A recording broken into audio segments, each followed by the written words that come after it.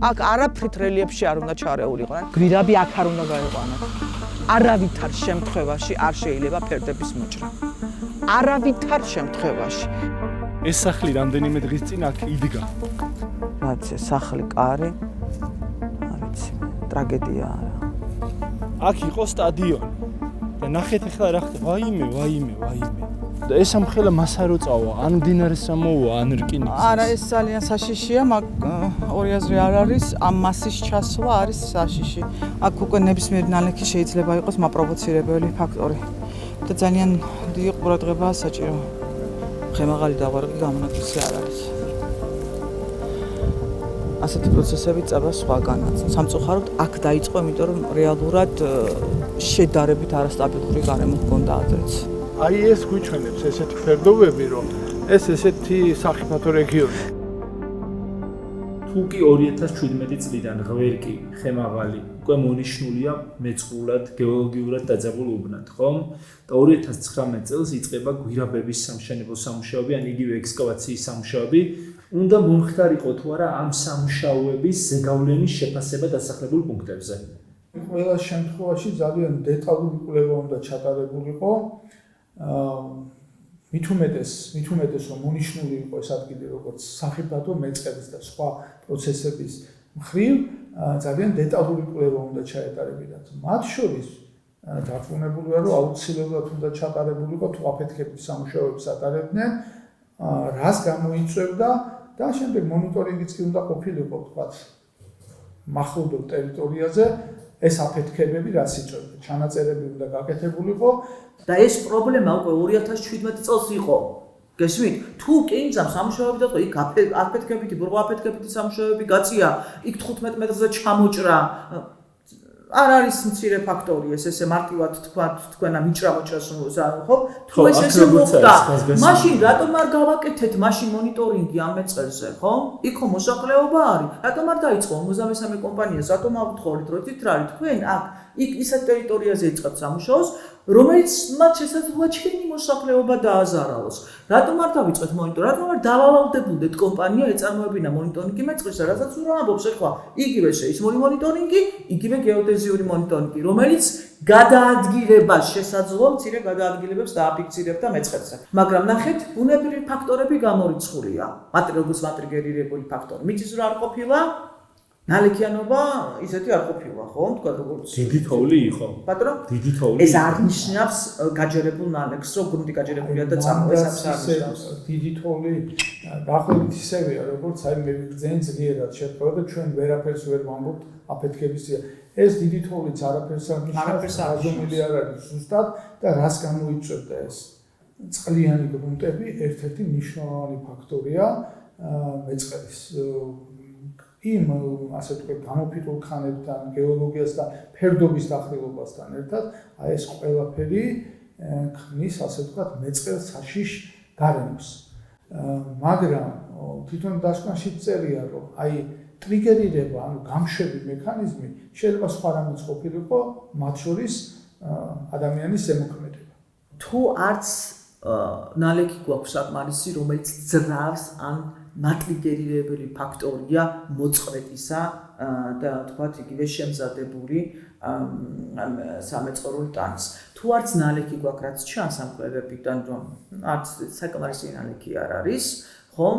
თუ საკმარისი ნალექის რაოდენობა არ აქვს, როგორც გამშვები მექანიზმი, თუ მიწის რო არ ყოფილა და არც ყოფილა, ეხლა ნამდვილად თქვათ და ტექტონიკური ფაქტორის ხსენება ზედმეტია მან და ხა ნეოტექტონიკის უკვე სიმართლე გითხრათ აბსოლუტურად ზედმეტი ჩანართია მე თვითონ გითხრათ და წარმოვიდგინეთ თუ ეს არ ყოფილა ორი უნიშნულოვანი მატრიგერებელი ფაქტორი ხო მაშინ გადავდივართ იგივე ანთროპოგენულზე ხო როდესაც თქვენ გარკვეული მუხტით კი არა საერთოდ აფეთქებებს აწარმოებთ და იქ 1 კილომეტრში 2 კილომეტრში დასახლებული პუნქტები გაქვთ სოფლები გაქვთ და გვირაბ გაყვანის სამუშაოები გაქვთ თქვენ მონიტორინგი უნდა აწარმოოთ ამას საერთაშორისო კანონმდებლობა დაალდებულებთ ეხლა 23 კომპანიას რა მოთხოვო კაცო გვირაბში არ შემისვა 2015 წელს რომელს საერთაშორისო სტანდარტს მელაპარაკებით კალიფარო და ჯენის რა ქვია მას ჩაფხუტი არ დამახურეს თავზე ვის ვთხოვთ ჩვენ სტანდარტის დაცვას აბა რა 23 კომპანია მას უნდა ეწარმოოთ როდესაც თქვენ აფეთქებებს აწარმოებთ თქვენ ასევე მონიტორინგი უნდა აწარმოოთ, იმიტომ რომ შესაძლოა თქვა გარკვეულ რადიუსში იყოს კლდოვანი გრუნტებიც და იყოს ის სუსტი გრუნტებიც, ხომ? ასეთ შემთხვევაში ერთი და იგივე მუხტმა შეიძლება კლდოვან გრუნტზე არ იმოქმედოს, მაგრამ სუსტ გრუნტებზე იმოქმედოს და მოსახლეობა თქვა სუდღეში ჩააგდოს. რაც ფაქტია ეხლა დღეს, ხომ? წლები ეგ არაფერი არ ყოფილა მნიშვნელოვანი მიწის რა, რომელსაც არათუ გამშვები მექანიზმი ყოფილიყო, მოსამზადებელი, თქვათ, ნიადაგი შეექმნა მეწყრული პროცესის განვითარებისთვის, იმიტომ რომ მარტო ეს მეწყერი არ არის, ხალხო. იქ არის მთელი ამ ტერიტორიაზე, ხომ, თქვათ, ეს სეისმურობა სხვა მეწყებსაც დაძრავდა, რომ ყოფილიყო, არა? და ეხლა იგდით რომ ნებისმიერი ფერდობი საქართველოში მithomდეს თუ ზუსტად საკონსოლიდირებული ქანები გვაქვს, მეწყერსაშიშია. ვინაიდან ასეთი სიმძლავრის მიწისძვრა არ ყოფილა, ტექტონიკურ რღვევაზე აპელირება არასწორია. Absolutურად არასწორია. მონაცემები უნდა იყოს, თქვათ, იგივე GPS-ის მონაცემები, რა მოძრაობა ხდება იქ ეხლა, დღეს. აი ეს არის, აი ამ წლებში. ეს მონაცემები თუ არ არის, მაშინ იმის თქმა, რომ ისევ იმას ვამბობ, რა თქმა უნდა, ეს ფაქტები შეიძლება იყოს, მაგრამ ამას შეიძლება გაზომვა, ამას შეიძლება დაკვირვება და ამის შემდეგ შეგვიძლია ვთქვათ, რომ ეს მნიშვნელოვანია და ის მეორე არ არის მნიშვნელოვანი. როცა ორივე გაზომილი გვაქვს. როცა არც ერთი არა გვაქვს გაზომილი, ეს უკვე ვარაუდის დონეზეა. საერთოდ უნდა ვთქვათ, რომ ძირითადი ფაქტორები ეს ადამიანის ჩარევა, ფერდობის მოჭრა იქნება თუ ასეთი ბურღვითი თუ აფეთქებითი სამუშაოები, ეს ყოველთვის გამშვები მექანიზმია. ძირითადი ფაქტორი მეწყერის არის გეოლოგიური აგებულება, ფერდობის დახრილობა, ქანების მდგომარეობა, წყლის სიუხვე თუ ნაკლებობა, რამდენად ფხვიერია ეს ქანები და ასე შემდეგ.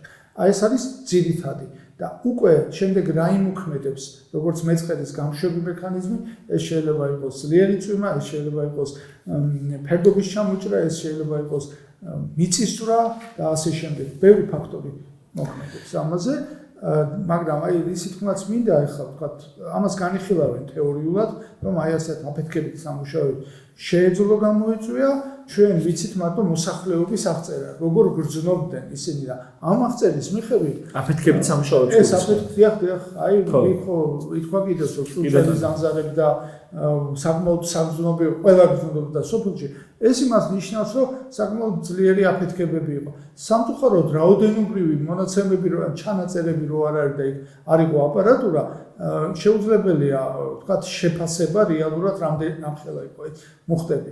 მაგრამ აი ეს არგუმენტაცია რომ ხევი სეისმურ ტალღებს შეაჩერებდა და ამიტომ ეს ვერ გამოიწვევდა მიწისძვრას, ეს ნამდვილად არასწორია, უბრალოდ სასაცილოც კი აქვს. გვირაბსა და საკვლევ ფერდობს შორის ორივე შემთხვევაში რელიეფში ღრმად ჩაჭრილი ბუნებრივი ხევებია ჩამოყალიბებული.